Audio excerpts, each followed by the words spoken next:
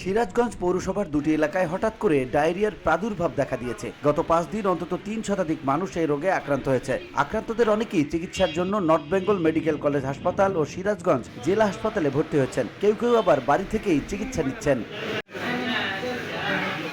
এ অবস্থায় বিএনপির ভারপ্রাপ্ত চেয়ারম্যান তারেক রহমানের নির্দেশে এবং বিএনপির স্থায়ী কমিটির সদস্য ও সাবেক মন্ত্রী ইকবাল হাসান মাহমুদ টুকুর সার্বিক সহযোগিতায় শনিবার সকালে সিরাজগঞ্জ জেলা বিএনপি ও এর সহযোগী অঙ্গ সংগঠনের নেতাকর্মীরা আক্রান্ত রোগীদের মাঝে খাবার স্যালাইন ও বিশুদ্ধ পানি বিতরণ করেন। একই সঙ্গে তারা বিভিন্ন হাসপাতাল ঘুরে রোগীদের খোঁজ খবর নেন।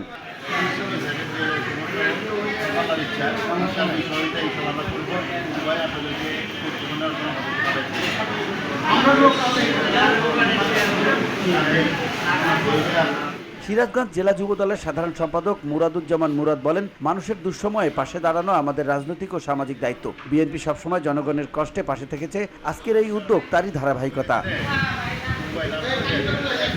জেলা ছাত্র দলের সাধারণ সম্পাদক সিরাজুল ইসলাম সিরাজ বলেন, ডায়রিয়ায় আক্রান্ত মানুষের জন্য আমরা স্যালাইন ও বিশুদ্ধ পানি বিতরণ করেছি। তবে কেন হঠাৎ এভাবে রোগ ছড়িয়ে পড়লো তা খতিয়ে দেখার জন্য আমরা পৌর কর্তৃপক্ষ ও সিভিল সার্জনের কাছে জোর দাবি জানাই।